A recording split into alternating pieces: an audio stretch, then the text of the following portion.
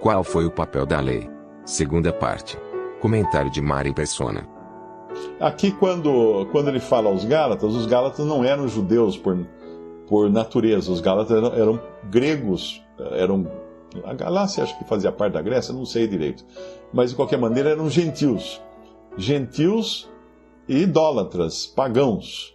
Por isso que ele fala que ainda que eles não vivessem segundo a lei, porque eram gentios, não eram judeus, eles também eram servos. Aqui o versículo 8 deixa claro isso. Mas quando não conhecieis a Deus, servíeis aos que por natureza não são deuses, que eram os ídolos. Mas agora, conhecendo a Deus, ou antes, sendo conhecidos por Deus, como tornais outra vez a esses rudimentos fracos e pobres, aos quais de novo quereis servir? Então, o que Paulo está falando é o seguinte: vocês serviam aqueles que não eram deuses, que eram os ídolos pagãos. E os ídolos pagãos também tinham regras e leis e sacrifícios e uma série de coisas. Tudo baseado no terror, no medo, né? Porque o paganismo, as religiões pagãs, como um todo, elas sempre se basearam no medo. Então, uma pessoa, quando fazia um sacrifício, não era para agradar aos deuses, era para apaziguar os deuses. Uma vez conversando, eu preguei muito evangelho para uma secretária que eu tinha, na época que eu trabalhei num banco, e ela era mãe de santo e dona de uma loja de macumba. Loja de produtos para umbanda, macumba, candomblé, essas coisas. E a gente conversava muito, né? Engraçado, ela se interessava em saber as coisas também. Tanto é que quando ela tinha teve um amigo dela que queria se suicidar, ela veio correndo perguntar o que ela ia falar para esse amigo. Eu falei: você vai falar o seguinte para ele, fala assim, você tem que crer em Jesus como seu Salvador. Você lembra? Fala isso para ele, que ele tem que crer em Jesus como seu Salvador dele. A solução dele é essa, crer em Jesus. Eu não sei se eu sei que ele não se matou depois, não sei se ele se converteu, mas para mim deve ter sido muito interessante uma mãe de santo pregando o evangelho para um outro que queria se suicidar. De qualquer maneira, o Espírito Santo pode sim ter usado para que ele se convertesse. Mas ela me explicou uma coisa que eu não sabia na época. Ela falou que tudo aquilo, aquelas velas, aquelas colares, aqueles atabaques, aquelas oferendas, galinha, bode que sacrificavam, farofa, frango, pinga, tudo isso era para deixar os demônios, né, que são os deuses das religiões afrodescendentes, de apaziguá-los, para eles não ficarem irados. Tipo assim, agrada a eles para eles ficarem quietinhos, não fazer mal para a gente. Porque a tendência era fazer mal. Olha que coisa, e a pessoa segue um trem desse, isso que não dá para entender. Mas basicamente as religiões pagãs como um todo, sempre foram assim, sacrifícios para apaziguar os demônios. E não para louvor a Deus, agradar a Deus, sacrifícios de louvor, sacrifícios de gratidão a Deus.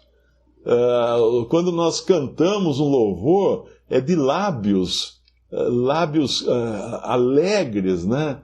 Nossa boca fala de alegria, das bênçãos recebidas, principalmente da salvação recebida.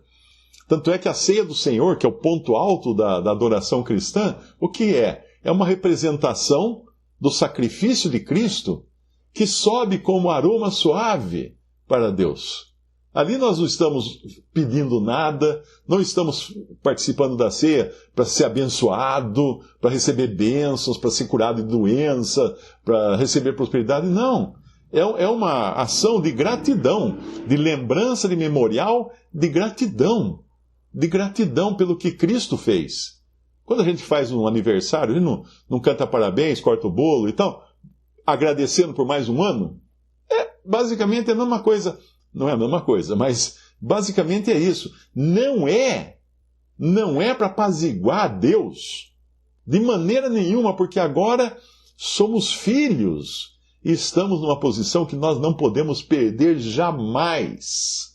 Um crente não tem medo, não tem terror de Deus. Não tem, porque ele não tem de que ser aterrorizado.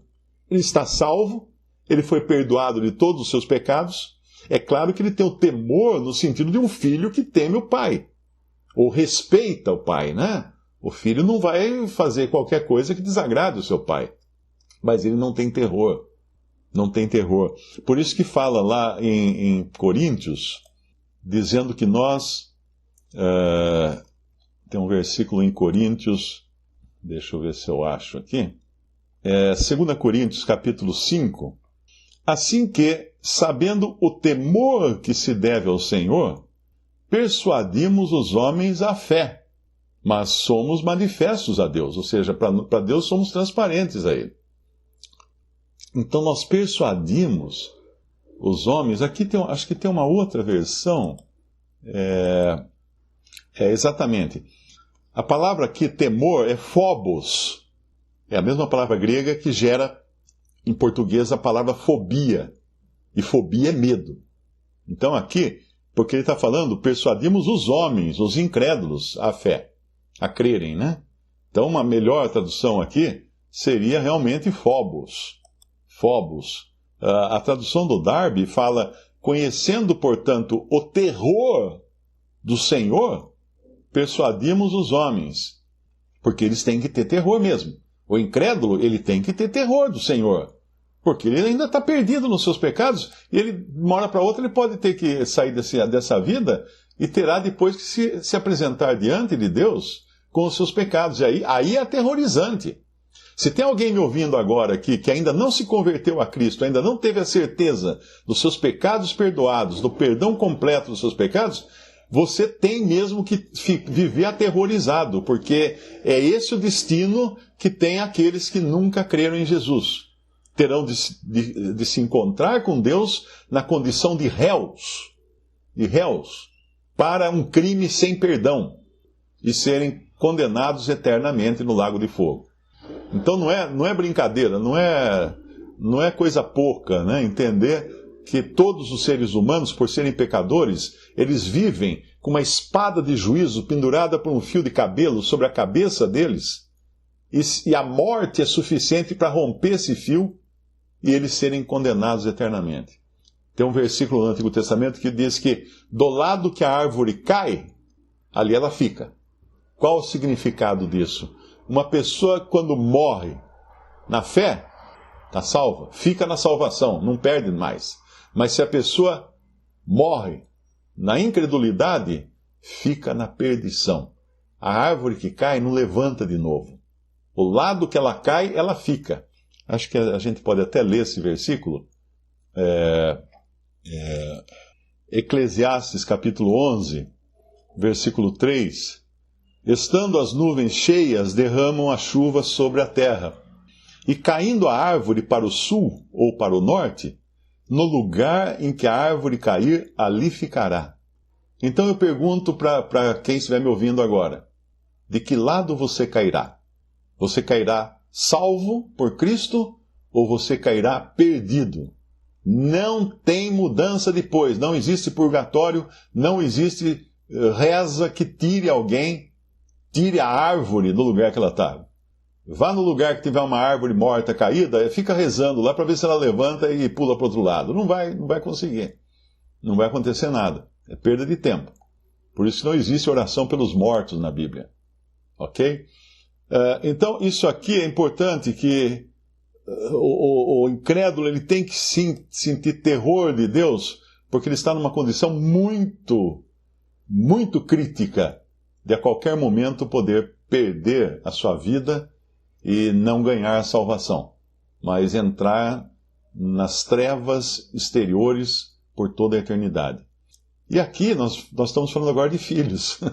Isso não acontece com filhos. Então estamos agora como filhos, não mais debaixo da lei, porque já temos agora a direção do Espírito. Não precisamos mais da cordinha tipo coleira de cachorro, né, para nos segurar. Temos o Espírito Santo. Aqueles que são guiados pelo Espírito Santo de Deus, esses são os filhos de Deus. O que caracteriza um filho de Deus agora é ele ser guiado pelo Espírito Santo de Deus. Ter nascido, claro, de Deus, mas ser guiado. Não precisa mais da cordinha da lei, ou do quadradinho lá, do chiqueirinho da lei, né? Por que chama de chiqueirinho, né? Deprecia o bebê, né? Acha que o bebê é porco. Deviam chamar, então, de cocheira, melhor, pelo menos é mais bonito, né? De redil, de qualquer coisa assim. Mas então, esse é o ensino aqui de Gálatas, porque o que estava acontecendo em Gálatas? Em Gálatas estavam entrando os judaizantes, que hoje, tá assim. Você entra no YouTube, tá assim, de carinha, de toquinha na cabeça, um paninho aqui em volta, falando hebraico, falando que o nome de Jesus é Yeshua, Yeshujojuju, o nome de Deus é não sei o quê. Tá cheio. Isso é uma palhaçada. Isso é uma pessoa que conhece a Cristo, que já saiu debaixo dos tutores e curadores que falam aqui, não é menino mais. Isso é criancice. Pôr aquela fantasia de judeu, criancice, tocar chifrinho assim, criancice, coisa de criança. É um absurdo. Cristãos, salvos por Cristo, libertos da lei agora, como fala aqui, não estando mais reduzido à servidão dos primeiros rudimentos do mundo, querer voltar. Isso chama-se apostasia. São apóstatas. Pessoas que desprezam a obra de Cristo para voltar aos rudimentos. Aí ele vai voltar naquilo que está falando lá em Colossenses 2, não é? Quando Paulo escreveu no versículo 10, estáis perfeitos nele, que é a cabeça de todo principado e potestado, no qual também estáis circuncidados com a circuncisão não feita por mão, no despojo do corpo dos pecados da carne, a circuncisão de Cristo, sepultados com ele no batismo e nele também ressuscitastes pela fé no poder de Deus, que o ressuscitou dentre os mortos. E aí ele mais à frente vai falar, portanto, no versículo 16, portanto, ninguém vos julgue pelo comer, pelas comidas, porque o judaísmo tinha toda aquela questão da comida, né? Toda a questão da comida kosher, não pode comer isso, não pode comer aquilo, animal é puro, animal impuro. Ninguém vos julgue pelo comer, ou pelo beber, ou por causa dos dias de festa, porque o judaísmo tinha os dias de festa, todo o calendário lá, ou da lua nova, ou dos sábados. E tem religião que se diz cristã, que é pautada pelo sábado, pela guarda do sábado. Isso é absurdo. Isso é um total absurdo. Não somos judeus. Somos filhos de Deus agora, libertos das amarras da lei, que são sombras das coisas futuras, mas o corpo é de Cristo. O que ele está falando aqui? Essas coisas da lei eram sombras de coisas futuras. E quando essas coisas futuras... Nós já estamos nas coisas futuras agora, que é o corpo é de Cristo. Ou seja, o cerne dessas coisas é Cristo, e nós já temos Cristo. Então já chegamos nesse ponto agora, que não precisamos mais da lei como ama seca, como tutor, como a cordinha do cachorrinho. Não precisamos mais, estamos guiados pelo Espírito Santo de Deus. Essa é a posição privilegiada que tem um salvo por Cristo, e é triste quando nós vemos pessoas que dizem ser cristãs ficarem ainda acorrentadas à lei e não aceitarem a libertação completa que Cristo proveu para nós, morrendo numa cruz, tornando-se Ele próprio, sendo Ele próprio feito maldição em nosso lugar. Porque maldito é todo aquele que for pendurado no madeiro. E Ele foi maldito em nosso lugar.